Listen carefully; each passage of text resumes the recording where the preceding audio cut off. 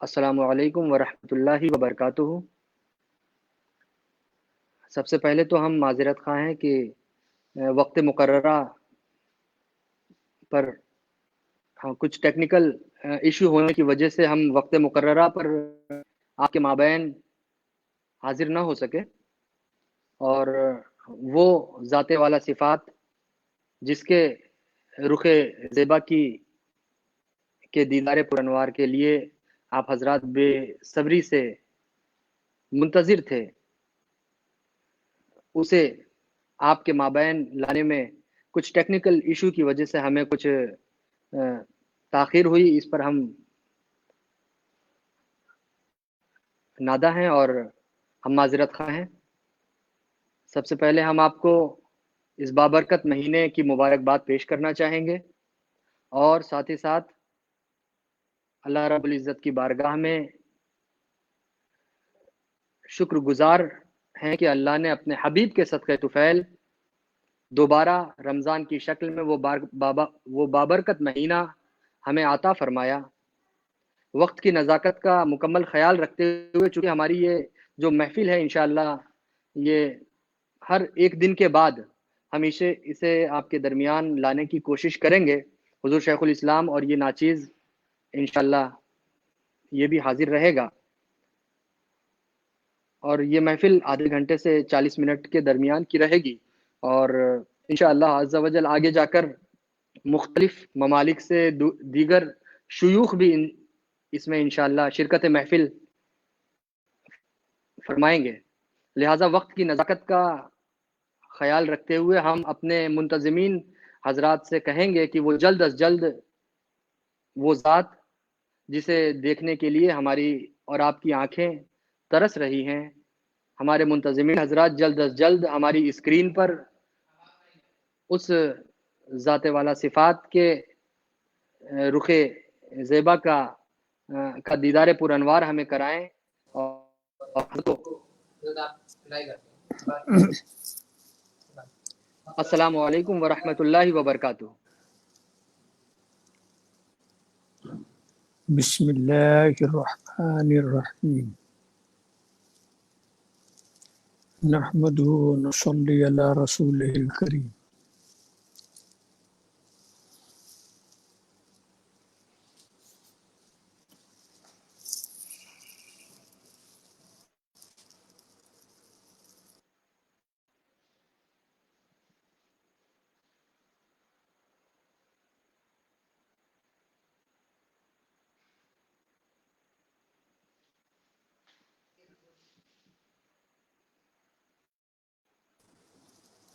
انشاءاللہ حضور والا رمضان کے مہینے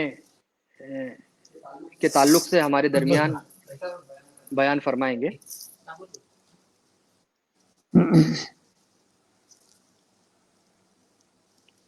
بسم اللہ الرحمن الرحیم، نحمدہ ونصلی علی رسولہ الکریم۔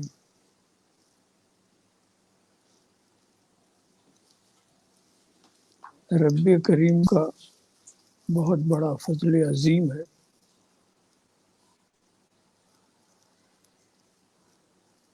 کہ اس نے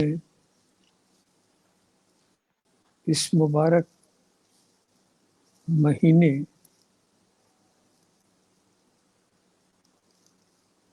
کی زیارت کا اور اس سے برکتیں حاصل کرنے کا موقع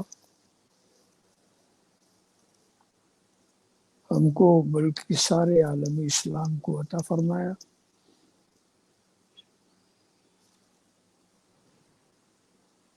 جس نے یہ بابرکت مہینے سے ہمیں سرفراز فرمایا ہے،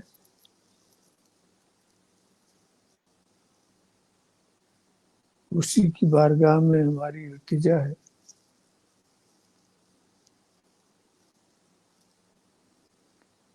کہ وہ ہمیں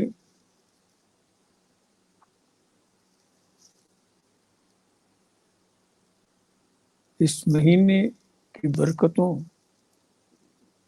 کو حاصل کرنے کی توفیق عطا فرمائے۔ آمین اللہم آمین۔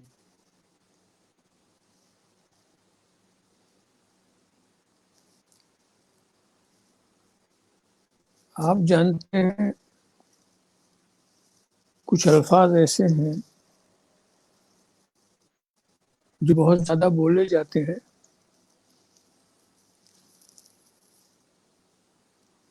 جیسے ایک لفظ ہے فضیلت،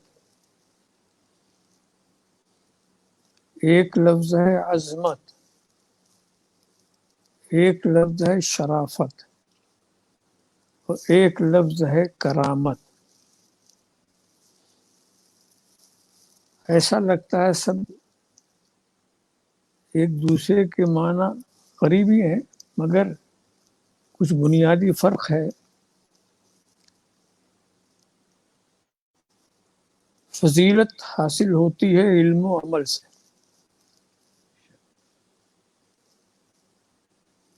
کرامت حاصل ہوتی ہے حکم ربی سے، شرافت حاصل ہوتی ہے نسب سے، اور عظمت حاصل ہوتی ہے نسبت سے۔ جتنی عظیم نسبت ہوگی اتنا ہی باعظمت وہ نسبت والا بھی ہوگا۔ تو یہاں ہم جس کا ذکر کرنا چاہتے ہیں اس ماہ مبارک کا، اس کی نسبت تو اتنی بڑی ہے کہ ہم اس کی بڑائی کو نہ سمجھ سکتے نہ سمجھا سکتے ہیں۔ مختصر سے لفظوں میں اللہ تعالیٰ نے اس کو اپنا مہینہ قرار دیا۔ اب اس سے عظیم برتری نسبت کی بات ہی کیا کی جا سکتی ہے؟ جب یہ خدا کا مہینہ ہے تو پھر کیا ہے، بے شک کیا شان ہے اس کی؟ چھوٹی چھوٹی نسبتوں سے بھی لوگ اپنی کی پہچان کراتے ہیں، مگر رب نے اس کو اپنا مہینہ کہہ کے پہچان کرایا، اور اس خدا کا مہینہ ہونے کی وجہ سے اس کی عنایات بھی اس مہینے میں بے پناہ، حد و شمار سے باہر، بے حد۔ وہ اپنے فضل سے دوسرے مہینے میں جو دیتا ہے، اس مہینے میں اس میں کافی ذاتی فرما دیتا ہے۔ اس مہینے میں نماز تو آپ جانتے ہیں ہر مہینے میں فرض ہے، مگر نماز جو پڑھی جائے رمضان شریف کے مہینے میں تو اس کا مقام بہت اونچا ہوتا ہے۔ نفل پڑھیے تو فرض کا ثواب ملتا ہے، فرض پڑھیے تو 70 فرض کا ثواب ملتا ہے۔ وجہ یہ ہے کہ جس کا مہینہ ہے اس کے ہاں نہ کچھ کمی ہے، اور یہ بھی اس کا احسان ہے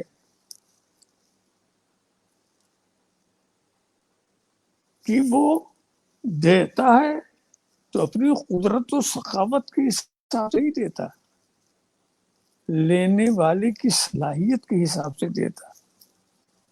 وہ اپنی طاقت و قدرت کے حساب سے دو تو کوئی لے ہی نہیں سکے گا۔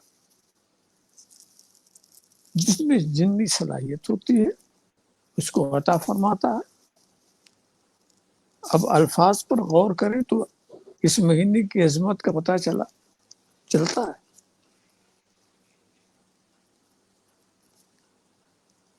پڑھایا جاتا ہے یہ رمضان جو ہے کا روزہ جو ہے یا کوئی بھی روزہ ہو،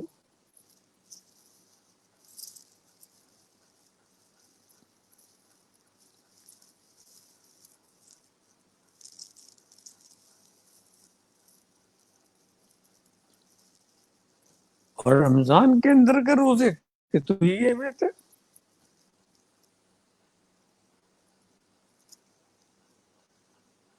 کہا یہ روزہ جو ہے، یہ صوم جو ہے،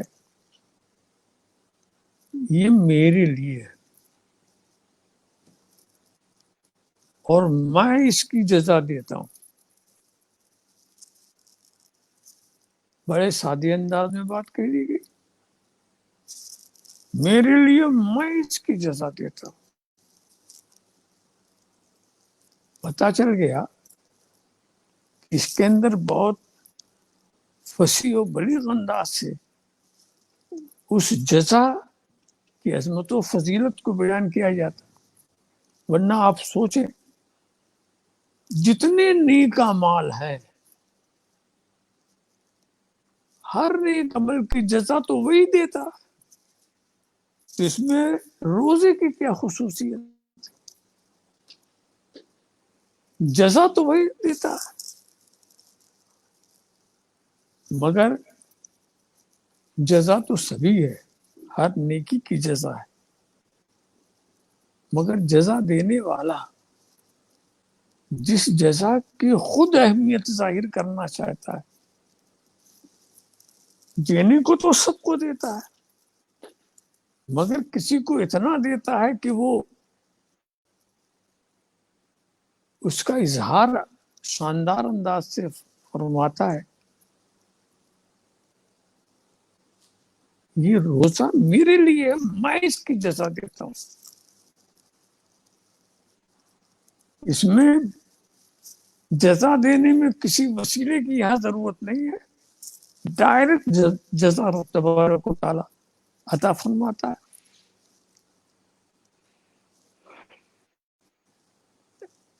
کلمات پہ انا اجزا بھی اس کو پڑھا گیا انا اجزا بھی یہ بھی روایت. اور پھر سمجھ میں آ جاتی کہ وہ جزا کتنی عظیم ہے. میں جزا دیتا ہوں وہ اپنی جگہ پر بلکہ میں ہی اس کی جزا ہوں. جزا دینا اور ہے اور خود جزا بن جانا اور ہے. میں ہی جزا. روزہ ایک ایسی چیز ہے کہ اس کی جزا میں ہی ہوں. اب اس کی عظمتوں کو سمجھنا ہمارے بس کی بات تو نہیں ہے مگر سوچنے کی بات یہ ہے کہ اس میں نقطہ کیا ہے کہ خدا ہی شافم ہوتا ہے انا اجزا بھی میں اس کی جزا ہوں. تو ایک بات میں بتاؤں جتنے اعمال ہیں لوگ تو سبھی کہتے ہیں کہ خدا کے لیے کر رہے ہیں. کہنا آسان ہے خالصاً لوجہ اللہ خالصاً لوجہ اللہ سبھی کہتے ہیں دعویٰ کرنا ہے. مگر تمام عبادتوں میں ایسی عبادت جس میں کوئی ریا نہ ہو کوئی دکھاوا نہ ہو بھی نہ سکے. ہر عبادت میں ریا اور دکھاوا کی گنجائش ہے مگر وہ عبادت جس میں کوئی ریاکاری ہو ہی نہ وہ روزہ ہی ہے. اس میں کسی ریا کی گنجائش نہیں. اس لیے کہ ریا کرتے ہیں لوگ اپنے اعمال میں اپنے فعل میں کرتے ہیں. فعل ہی میں تو ریا ہوتی ہے اور رمضان تو فعل کا معاملہ نہیں یہاں تو ترک عمل ہوتا ترک فعل ہوتا ہے.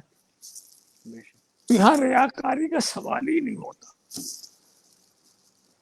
یہ خالصاً لوجہ اللہ اگر کسی عمل کو کہا جائے تو وہ روزہ ہی ہے.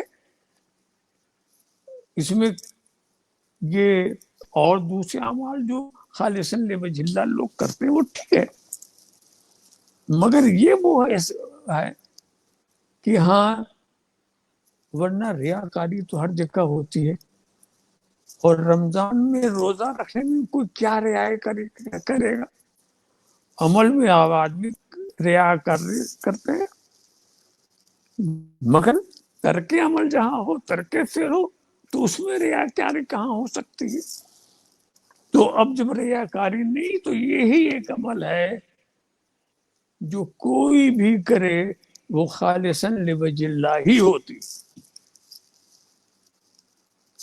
بے شک سبحان اللہ. ظاہر ہے کس دور میں مخلصین کا تو بڑا مقام ہے، بڑا اونچا مقام ہے، مگر مخلصین بہت کم پائے جاتے ہیں. ایسے دور میں رب تبارک و تعالیٰ کے کریم ہے کہ ایک ایسی عبادت سے ہمیں سرفراز کیا گیا ہے کہ ہم وہ عبادت جب کریں گے تو ہمارا بھی شمار مخلصین میں ہو جائے گا. یہ بھی اللہ کے واسطے کیا ہے اس نے، تو وہ بڑا اونچا مقام ہوتا ہے، بڑی اونچی منزل ہوتی ہے. اخلاص اسی میں، ورنہ کسی کام میں اخلاص نہیں. دنیا کا کوئی بھی کام نہیں جس میں ریاکاری نہ ہو، ریاکاری نہ ہو. نیک کام سب کرتے ہیں، مگر یہ ہے کہ علماء نے ایک اجازت دے دی ہے کہ ریاکاری سے ریاکار کو تو کوئی فائدہ نہیں ملے گا اور اس کا اجر ختم ہو جائے گا، مگر کوئی ریاکاری ایسے عمل میں کرتا ہے جس میں مخلوق کا فائدہ ہے تو اس کو ریاکاری سے روکا نہیں جائے گا. ایسا عمل اگر وہ کرتا ہے، حالانکہ اس عمل کا اسے فائدہ نہیں ملے گا، مگر پھر بھی دکھاوے کے لیے مسجد بنا رہا، مثال کے طور پر تو دکھاوے کے لیے بنا رہا ہے تو مسجد بنانے کا اجر تو اس کو نہیں ملے گا، مگر اس کو مسجد بنانے سے ہم روکیں گے بھی نہیں. دکھاوے کے لیے وہ کنواں کھود رہا ہے،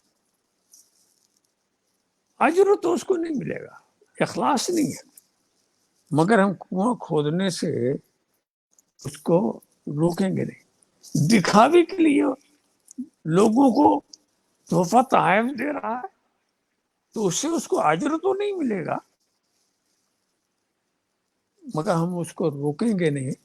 مخلوق خدا کا فائدہ اس میں ہے تو اس کی اجازت دے دی گئی، حالانکہ ریا سے عمل باطل ہو جاتا.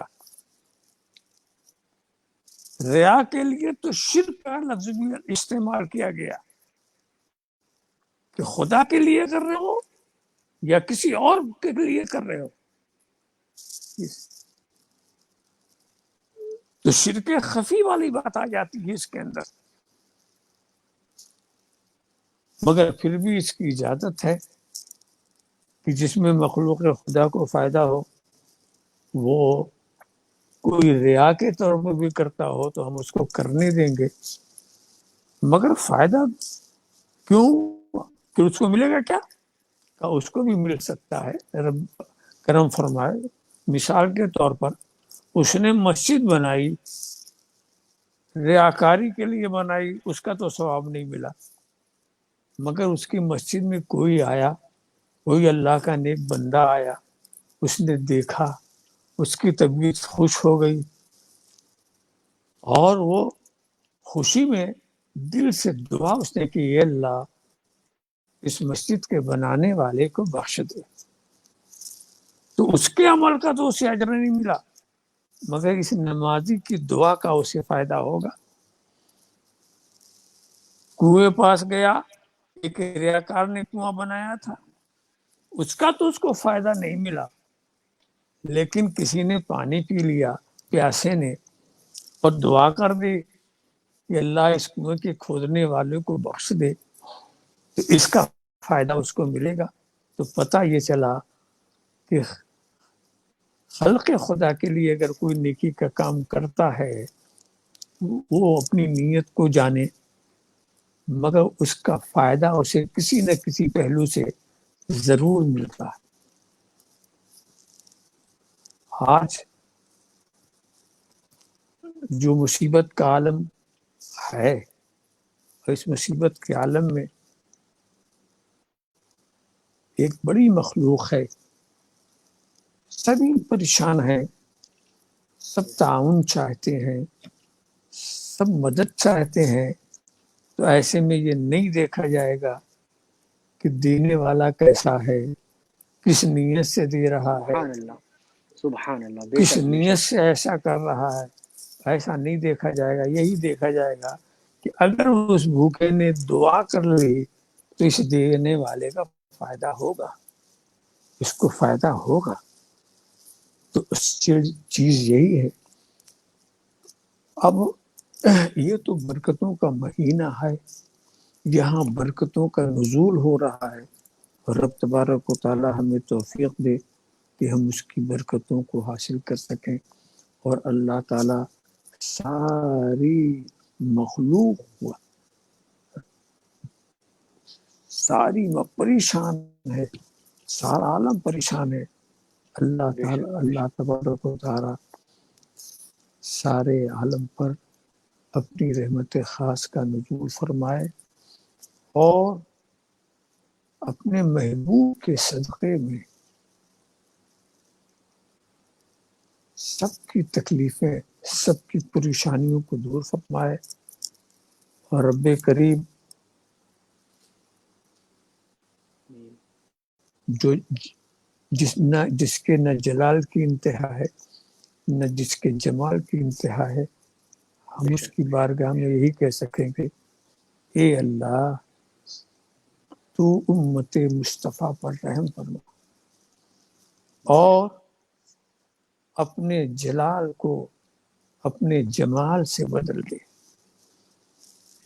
تیرے جمال کی تجلیاں ہوں، اور یہ تیرے محبوب کی امت ہے، تیرے محبوب کی امت ہے، ان کو نہ دے، اپنے محبوب کو دے، تو بخشے گا، محبوب کو فرحت ہوگی، محبوب خوش ہوگا، تو ہم تیرے محبوب کا واسطہ دے رہے ہیں کہ تو ہماری غلطیوں، ہمارے گناہوں کو مت دے، گناہوں کی کوئی انتہا نہیں ہے، بس تو اپنے محبوب کی نسبت سے ہمارے گناہوں کو معاف فرما، ہمیں مغفرت سے دے، اس مہینے کی برکتوں سے ہمیں مالا مال کر دے، اس مہینے میں ہم محرومین کی زمرے میں نہ شامل ہوں، تیرے فضل و کرم سے۔